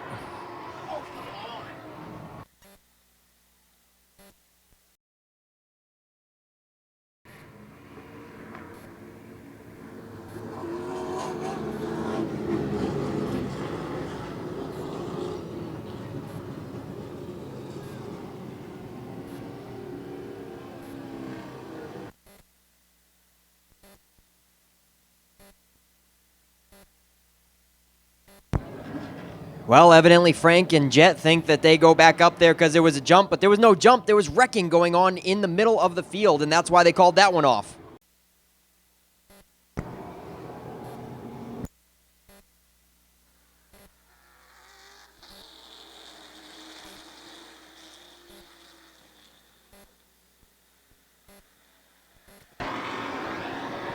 Off they go again. It's Decker back in charge. Moulton racing with Clark.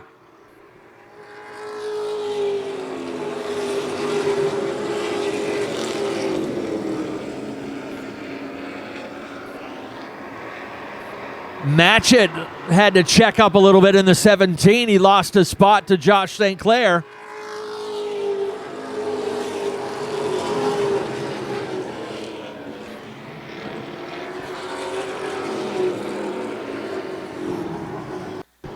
Looks like Pat Murphy again in the 86 finds himself down in the inside of turn 3. Decker and Clark this time.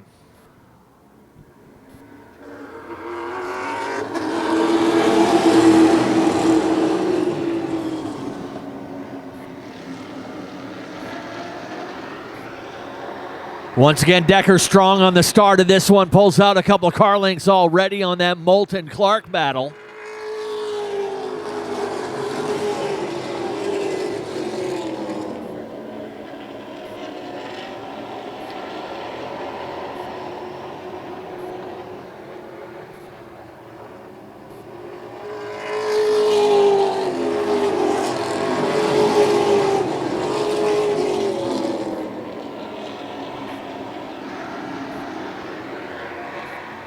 Decker again stretching it out, turned a fast lap of 15.67 last time.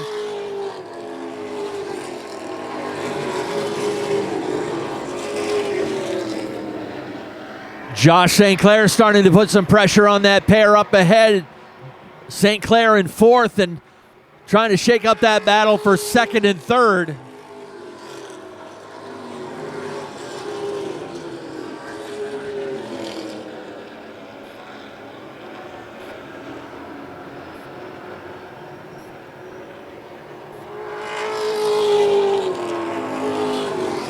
Clark comes out wide, gives up a couple spots now. That'll put Moulton into second, St. Clair to third. Clark shuffled back to fourth. Silas Ripley fifth right now.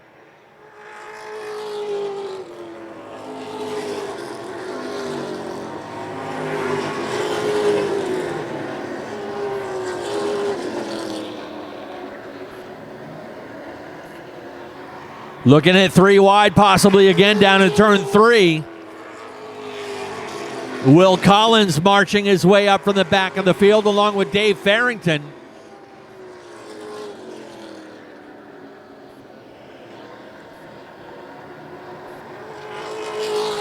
Collins is now into 7th. Trying to gain up on that group in the top 6 that have pulled away a little bit.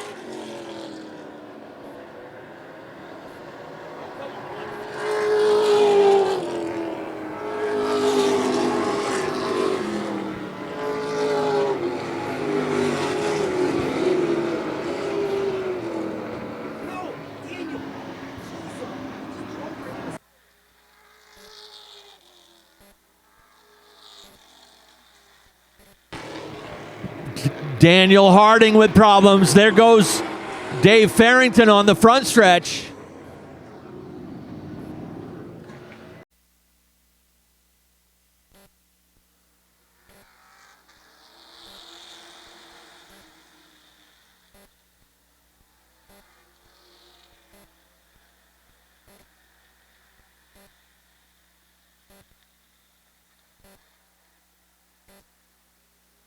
Halfway this time.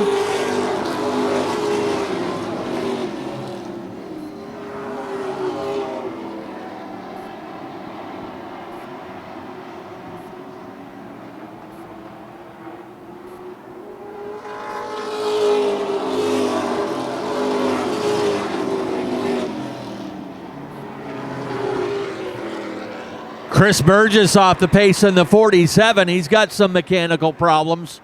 He's dropped to the tail end of the field.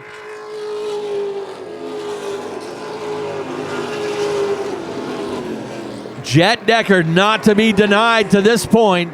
Half straightaway cushion now over that second place battle between Moulton and St. Clair.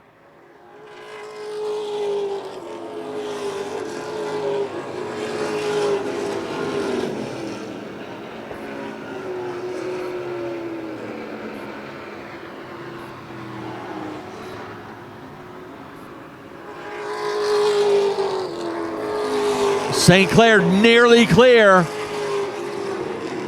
Moulton still got a little bit of a bumper underneath, but St. Clair clears him now down the backstretch. But Decker's nowhere to be found. He's half straight away ahead.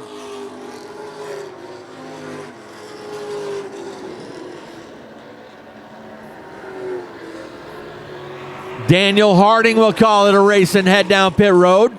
Black flag out on the 49 of Ryan Easonsey.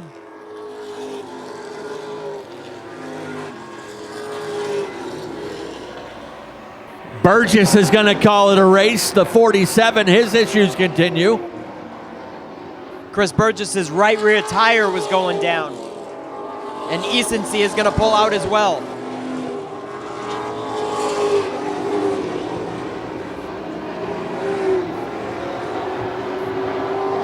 I think it's safe to say Jet Decker is untouchable tonight.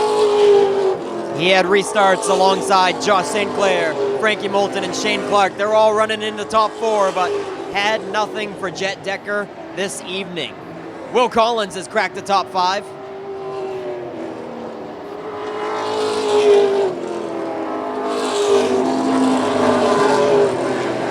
And everybody pretty much settling in. Hopefully we can get the last few laps all green flag running. They're coming around for 10 laps to go now. 10 to go for Jet Decker, and no challengers to this point. He has stretched out that interval to over 2 seconds. They'll work the passing flag of the 24 of Jonathan Emerson. Closest battle right now is for the third and final spot in victory lane. Frank Moulton's got it. Then comes the 21 of Shane Clark. They've been going back and forth at it for third and fourth.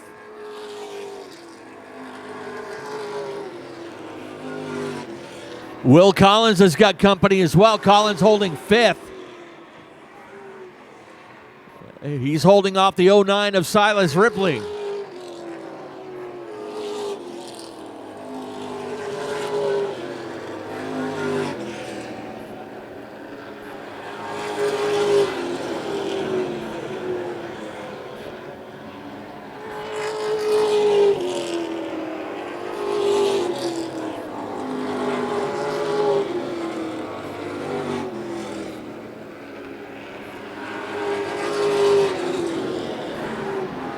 Inside the final five, this time by for Jet Decker. St. Clair solid in second. We'll keep an eye on that third place battle between Moulton and Clark.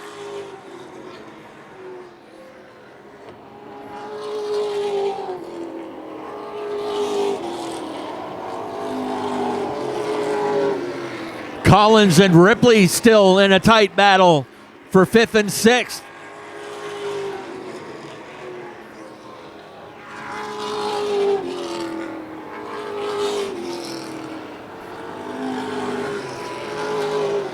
Again, Clark looks to the outside. Here comes your leader out of turn 4 with 2 laps to go.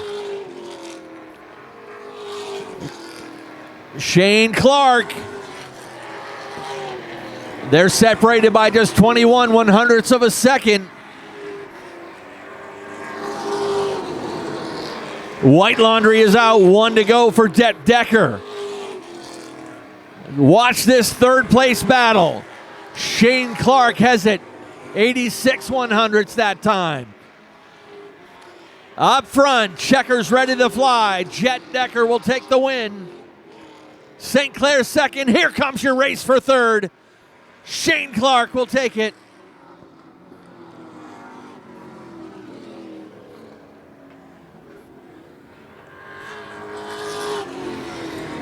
Quite a battle right down to the end for that third and final spot in victory lane, and Shane Clark does it the hard way, driving around the outside of Frank Moulton to take third.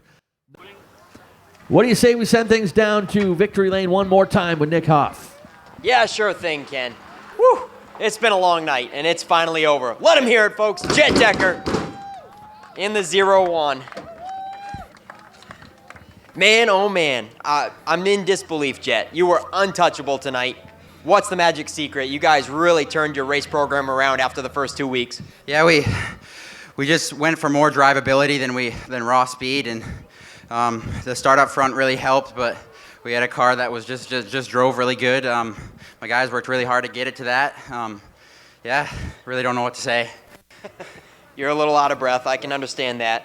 I'm sure you got a lot of people you want to thank on this 0-1 car. Yeah, first I got to thank Mark Brackett and Dylan Moltz at RB Performance, Glenn and Angela at Randy Keach Auto, GCA Logging, Home Auto Group, Land Lubbers, Polymer Repair Technology, BL Davenport and Sons Trucking, Avon Heights, my dad, my grandfather, Justin Carcos, and Bill Nichols was in the pit today, and anybody else that's helped get us here. Jet Decker, everybody. A second place run in the Coastal 200, and he follows it up with a first feature win of 2023. And Josh St. Clair, you wanted to go to Oxford tonight, but you came here, you got a third and a second, not too shabby. No, I'll take it. This thing was in pieces this morning when we loaded for Oxford. I kind of wrote it off. I kind of threw a shock setup on it because mine are shipped out, so Second and third, I'll take it for sure. I got to thank these three guys right here. They busted this morning with me. We were not halfway. We were leaving Liberty, loaded for Oxford, and they canceled. We come back, unload, put them together, come here. It's kind of a circus, but glad I'm here. Thanks for everyone for staying, and we'll see you again next week. So you must be getting ready for the Oxford 250, right? Yeah, I got that new Pro Stock, and I like it down. Wanted to try it out. Thing goes great down there so far. We're going to run the Pass 150 tomorrow and see what happens. Yeah, we can't blame you, Josh. Everybody wants to win that coveted Oxford 250, so good luck with that. Nice job tonight, Josh. And Shane Clark, another mind-blown race with Frankie Moulton.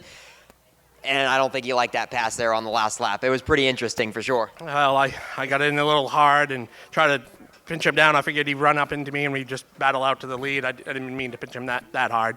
I just thought we'd have a pretty epic battle right back to the start and finish line there. I definitely didn't want to see him spin out or whatever. Just hard racing, I guess. Oh, it certainly was, yeah. And it was right down to the line. I mean, he gave you a little tap out of 4, and you guys were almost sideways right to the line. So it was certainly exciting. Shane, glad to see you got the motor all sorted back out. Who do you want to thank for getting you here in the 21 car? Bernie Thayer. It's one of his engines. It's awesome.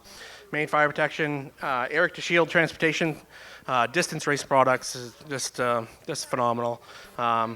Corey Elton, my brother-in-law Wayne, sister Sherry, my wife, my cousin Isaiah, Jason Elton, just a lot of people over there, my kids, my mother, that come support. So, awesome run, Shane. Josh St. Clair and Jet Decker filling out our late model top 3. What a long night it's been. Ken, why don't you take us home? All right, thank you very much, Nick Huff. One for the thrill from Chesterville down there in Victory Lane. Congratulations to Jet Decker and the rest of the family. And, folks, that'll do it for tonight's race program. We want to thank you for joining us. And, again, for you diehards sticking it out to the end on a bit of a challenging day, but you're going to have one of those once in a while. We love having you here either way and hope you can join us next Saturday night. Keep an eye on the website, WiscassetSpeedway.com, for all the details. One final time on behalf of Richard and Vanessa Jordan and the entire staff here at Wiscasset Speedway, have a great rest of your night. Have a great rest of your weekend, folks, and we'll see you next time.